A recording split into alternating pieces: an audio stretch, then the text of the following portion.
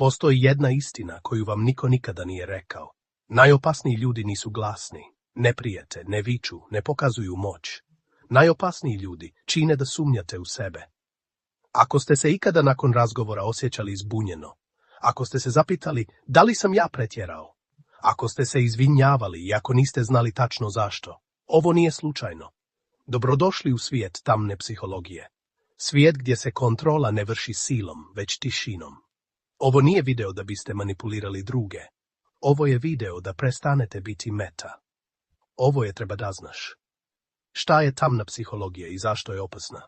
Tamna psihologija nije teorija zavjere. To nije magija. To je zloupotreba znanja o ljudskom umu. To su tehnike koje koriste ljudi koji žele moć, žele kontrolu, žele dominaciju bez sukoba. Oni ne upravljaju vašim tijelom. Oni upravljaju vašim osjećajem realnosti. Najopasniji oblik kontrole nije kada vam neko kaže šta da radite. Najopasniji je kada počnete sami to raditi za njih. Najopasnija tehnika, tiho potkopavanje. Postoji jedna tehnika koja se koristi više od svih drugih. Zove se psihološko potkopavanje. Kako izgleda? Blage primjedbe, samo se šalim komentari, sitna pitanja koja siju sumnju. Primjeri, jesi li siguran da si to dobro shvatio?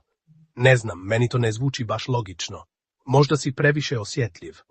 Ništa direktno, ništa napadno, ali nakon 10, 20, 50 puta vi više ne vjerujete sebi. To je cilj. Zašto ovi ljudi uvijek djeluju mirno? Jedna od najvećih grešaka je misliti da su mirni ljudi uvijek dobri ljudi. Tamna psihologija često nosi masku smirenosti. Zašto? Jer emocije otkrivaju namjeru, smirenost skriva plan. Ovi ljudi nikada ne reaguju impulsivno. Oni čekaju. Dok vi govorite, oni posmatraju. Dok vi objašnjavate, oni bilježe. Dok vi pokazujete slabosti, oni ih pamte. Smirenost kod pogrešne osobe nije vrlina. To je oružje. Gaslighting. Kada vam se realnost lomi. Gaslighting je najpoznatija tehnika tamne psihologije. Njena svrha nije da vas ubijedi u laž. Njena svrha je da posumnjate u istinu. Primjeri. To se nikad nije desilo. Opet izmišljaš. Ti uvijek sve preuveličaš. Vremenom. Pamtite manje, preispitujete više. Tražite potvrdu, čak i za očigledno gaslighting ne napada vaš razum. On napada vaše povjerenje u sopstveni razum. Zašto pametni ljudi najčešće upadaju u ovu zamku? Jedna surova istina. Najčešće žrtve tamne psihologije nisu slabi ljudi, već empatični. Ljudi koji žele razumjeti, žele popraviti odnos, žele dati drugu šansu. Manipulator koristi vašu dobrotu kao polugu. Vi mislite, možda ja mogu bolje. Oni misle, odlično, još jedan krug kontrole. Najtiša forma dominacije, šutnja. Jedna od najjačih taktika tamne psihologije je kontrolisana šutnja. Ne odgovaraju odmah, nestaju, vraćaju se kao da se ništa nije desilo. Zašto je ovo moćno? Jer ljudski mozak mrzi prazninu. Mi sami popunjavamo tišinu krivicom, strahom i pretpostavkama. Šutnja tjera vas da analizirate, nagađate, tražite grešku u sebi, a oni ne rade ništa. Kako prepoznati da ste meta? Ako se često pitate, da li sam ja problem, možda sam reagovao pogrešno, zašto se uvijek ja izvinjavam?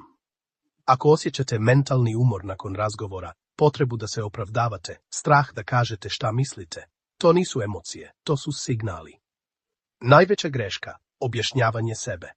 Jedno pravilo. Nikada se ne objašnjavajte nekome ko vas namjerno ne razumije. Manipulator ne traži istinu. On traži materijal. Što više govorite, više informacija dajete, više slabosti otkrivate. Tamna psihologija se hrani riječima. Vaša moć počinje u kontrolisanom govoru. Kako se zaštititi bez konflikt? Zaštita ne znači napad. Najefikasnija odbrana je smiren ton, kratke rečenice bez opravdavanja, primjeri, razumijem, zabilježio sam, vidjet ćemo, ništa više. Ovo prekida tok manipulacije.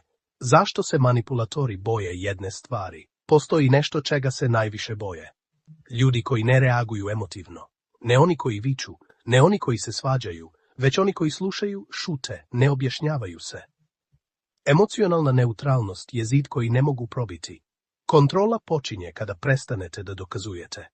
Ne morate dokazivati da ste u pravu, ne morate dokazivati da ste dobri, ne morate dokazivati da ste pametni.